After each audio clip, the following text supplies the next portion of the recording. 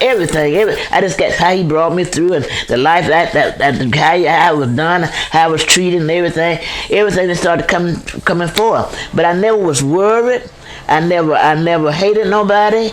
I just thank God for what I could see the blessings of God in my life coming through childhood. I always had a car to drive. I always had a roof on my head. I always had food to eat, and I never desired a home that much. I don't know why. I don't know, but I just was glad. I just was happy all the time.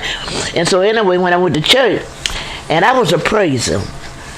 And I guess I was praising God for the time that He had brought me through, and looking back over my life, with my marriage life, and then my second marriage, and all this kind of stuff, and looked like, and I was just rejoicing, and I still rejoice.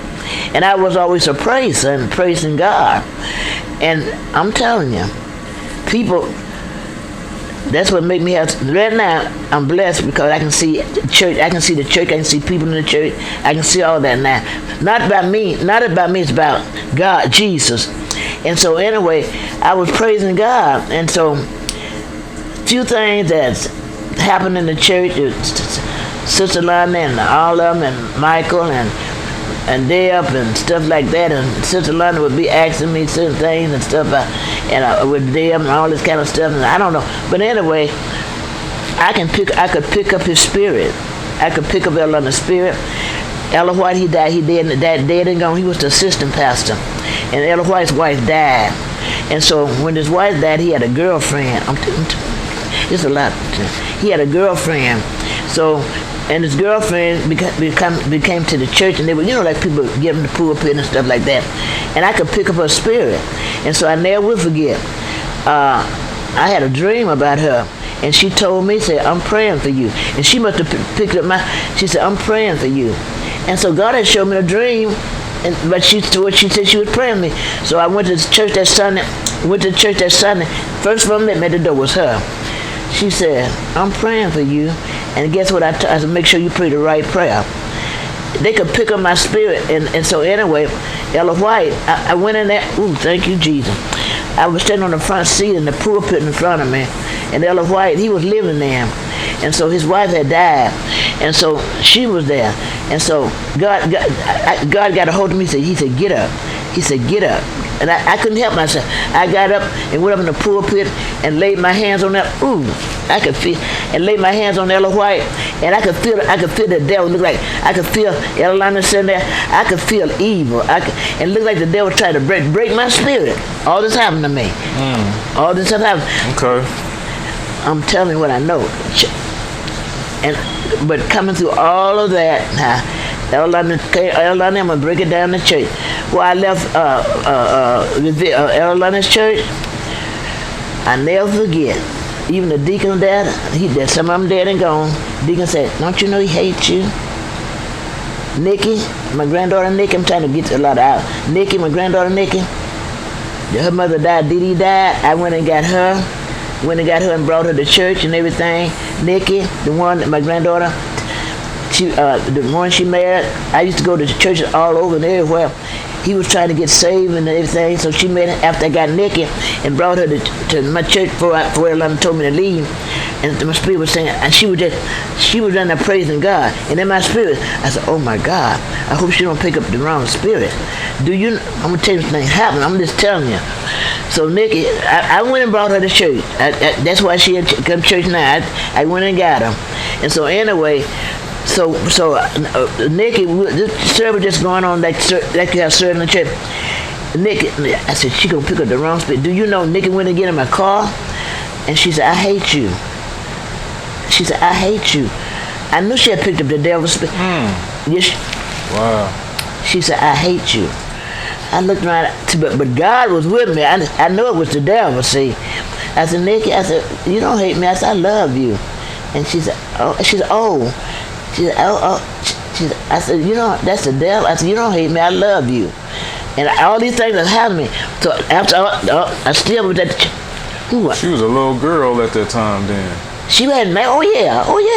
She was no little girl, but she hadn't gotten, she was a girl, because she got a son now 20-some years old, so she was a little girl. Mm-hmm. So anyway, we kept on running. I'm just telling about the church people. I'm telling you what I know. Lord, help me to be right, because I'm not a person that lie. So after that, I went to church. Things that church, I'm telling you, I could tell you so much about the Spirit of God, how God. I never will forget. After Elon had told me to leave the church, he went, and I was crying too, buddy.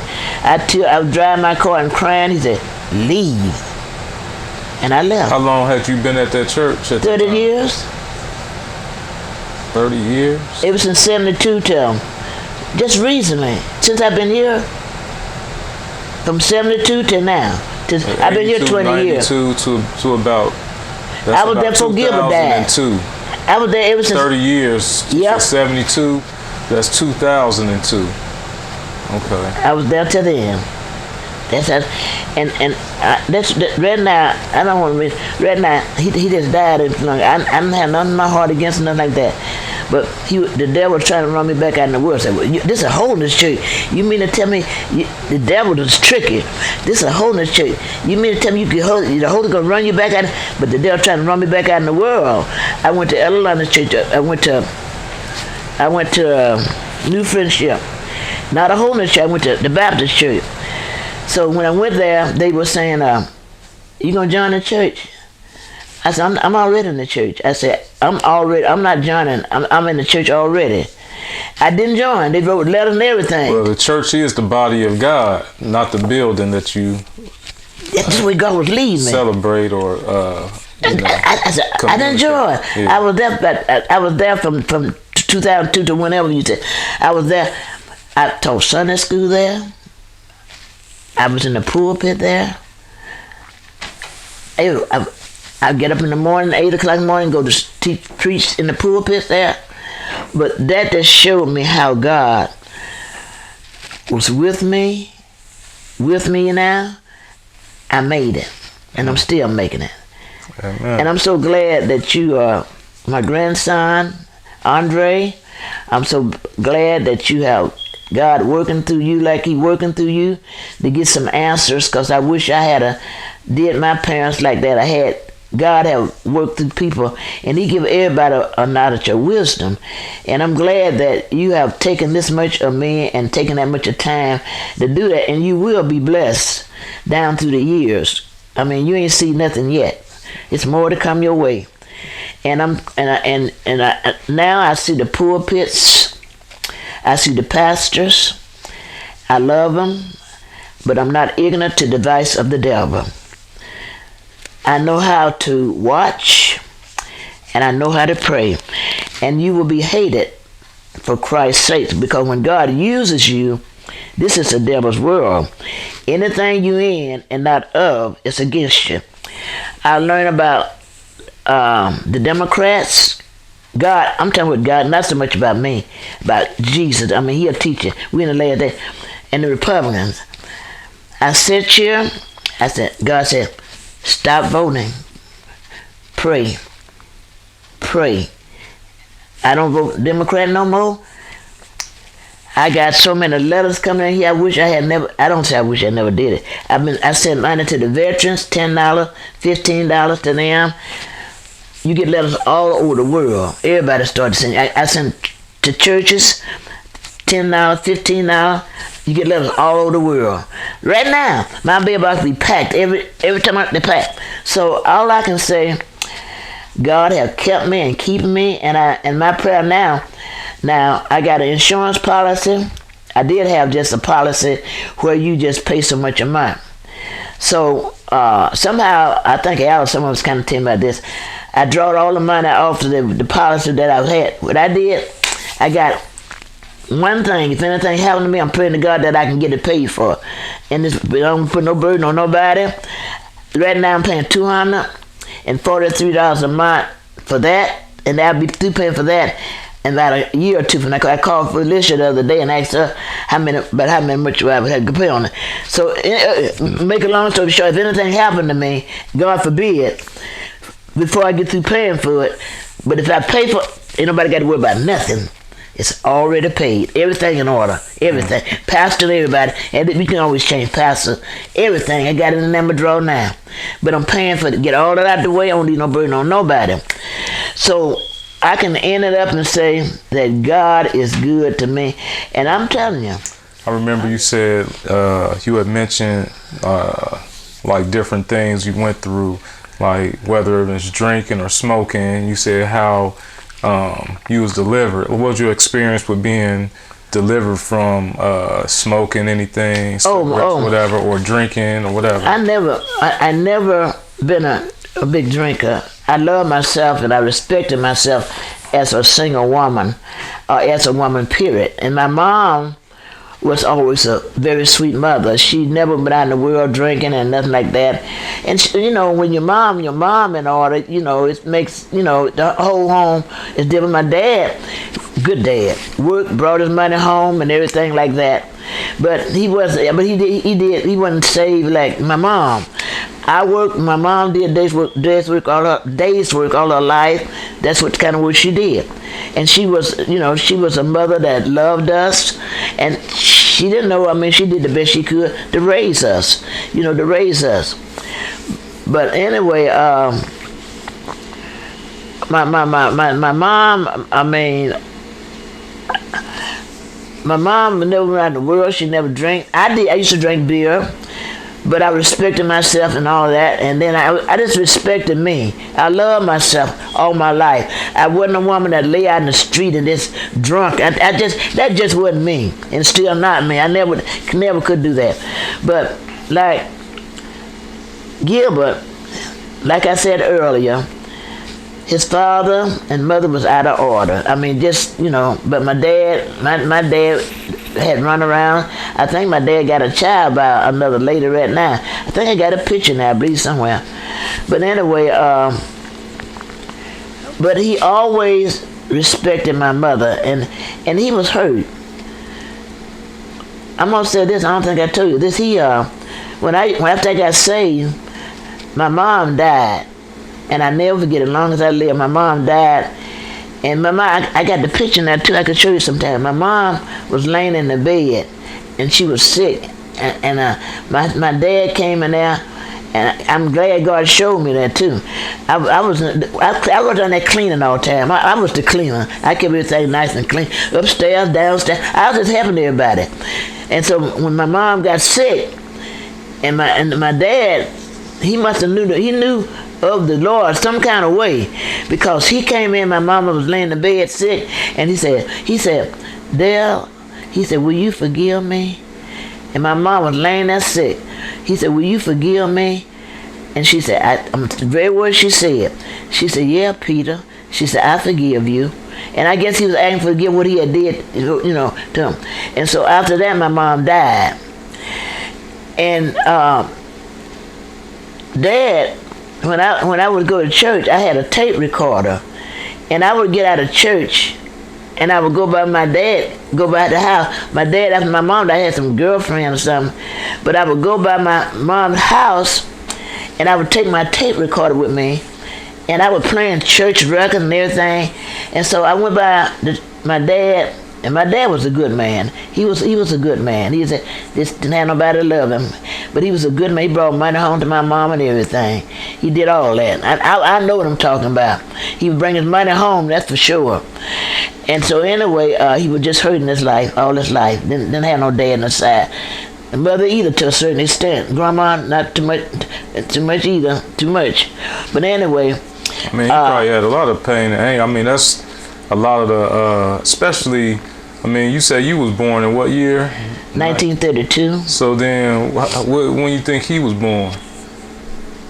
Right. So you talking about a lot of oppression, especially of blacks in that time frame. So a lot of people had a lot of anger and frustration, a lot of stuff. I mean, unmentionable stuff. And he worked at the State College of Mississippi, and that's when he told Mama that he was going to leave. He wanted to leave there and want us to go to school and get an education. That's when he came up here.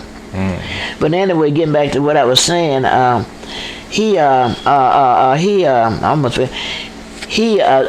a person that brought him. I would get out of church, and I would keep my recorder with me and tape. And just take something. I go by there, my dad, he was so lonely after Mama died and everything, and I would go by there and pray with him. I would go by there and talk to him, and he would just be crying and everything. He said, I miss my wife. I miss my wife. And I would go by there and just help him and pray with him all the time. And I never forget. They had gave him some oxygen because he had lung problems from smoking. And he got in the hospital, and he would go back into the hospital, and he just laid back. The morning before he died, I was on my way to work with Mrs. Carter. I worked with Mrs. Carter now. And the day he died, I went through there early that morning because I always had to be at work by 9 o'clock. And I went through there early in the morning. He's back there in the bed, and his oxygen tank was sitting over there on the wall. And I didn't bother him. I didn't go say nothing to him. But somebody was in the kitchen. I don't know. I can't remember who it was in the kitchen cooking. And I said, I'm on my way to work. I just came through. Because I know I came through the room when my dad was laying in the bed over there. Because I already did my part. I would go back and talk to him, pray with him, and everything. And so I went on to work that. I told her, in the kitchen. I said, when it's over, call me. So she called me on my job, and your dad gone, and Debbie Jean and all of them came down that end, you know. But another thing, too, after my dad died, I don't know why. And right now, Jesus will fix your heart. I mean, he'll fix you. It hurts when you lose a loved one. It hurts. It hurts you. When you love, anytime a person loses a loved one, it hurts. But somehow, when my dad died, and I was Tabernacle Church over here, everybody was lined up to go and look at the body and all like that. And I felt like I said, oh my God, I don't think I could do that. Honest to God, don't let nobody tell you God ain't real. I felt somebody, we was in line, I going to view the body, and I felt somebody tell me like that. I went right straight to that casket, didn't shed a tear. Didn't shed a tear. Because God had me. I did what I'm supposed to do. When you do what you're supposed to do, God will fix your heart, and more so when you know your own self. You ain't got to worry with somebody else think. You know. The main thing is your love. Your love. It ain't about it ain't about that. And when I seen him ask my mom to forgive him, right then and there, I knew he knew something about God. I knew that. Because I just happened to be there to see it. And I'm glad I was. Because I would have been thinking that. I said, oh my God, my dad, the way he drank and stuff sometimes, and maybe, he didn't do what he's supposed to do. I mean, I would have been concerned about him. But now I'm not. I'm not concerned now. Because I believe that when he's laying back there in that bed, I believe he asked my mom to forgive him. And anything he had did in his life, I believe he did the same thing. And I was there. That makes the difference. That makes the difference. And so anyway, like I say, I thank God. I met Frank, Debbie Jean's husband, Frank. Can I say that? Mm-hmm. As you get older, you learn and look at Frank. I never hated. I'm not a hater. You can't hate people. You have to love. And I didn't like what he was doing. Of course not. But I know some of the things that my daughter was taking, I would not have done myself. That's just me. But as I think about him and think about the devil, how the devil is, and I don't know about his life, what he's been through or whatever, and I pray for him, and I trust. I know God do answer prayer, and seeing lately I've been praying for him. Not his will, not his will. Let your will be done. Not his will, not your will. That's what I've been praying in prayer. And I know how the devil do. I think this gonna come in play. After I got saved, I had a smoking habit. Not a drinking habit, but a smoking habit. Cigarette. And I do know this, and nobody got to tell me. Gilbert was living. Or I just had to have that cigarette. Now I'm saved. I ain't been in church that long, but I'm saved. Okay. But that crave would come from me for that cigarette. But it's but my other spirit was strong. God would, in dreams, and I was dreaming, God would pick me up out the bed. He would pick me up out the bed and give me scriptures. Up out the bed and give me scriptures to read. And because I was fighting that other spirit of smoking, I would go to, honest to God, I would go to the store, Westendorf store, you be give us smoke Pall Mall, I smoke Pall Mall. I would go to the store, and honest to God in heaven, I was fighting with two spirits. I was fighting with the good spirit and the bad spirit. And all the time, I want the cigarette, but in my mind, I'm getting it for him. But yet still, in my mind, the devil trying you're fighting. I was fighting him. Honest to God, but I'm saved. I ain't been too long. I got saved. I'm saved. So anyway, it was bothering me about this. I can't go to church. I mean, how can I go to church and how can I call her back? I said, how can I go to church and get up in the pulpit? How can I can't live with an unclean life. I cannot do that. And so anyway. Whoa, please leave a message after the tone. Anyway. Hey, man, this me. Anyway, when I go in this church, I could not pretend. Honest to God, and God knew it. He would pick me up out the bed and give me scriptures to read. I'm serious. People might not. I had to get up out the bed and get the Bible and read. I never forget. I had a cigarette lighter. I had a pack of cigarettes. I put the cigarette in my mouth, click the cigarette, and it caught a fire. It caught a fire. Right then and there. What do you mean it caught on fire? It caught a fire.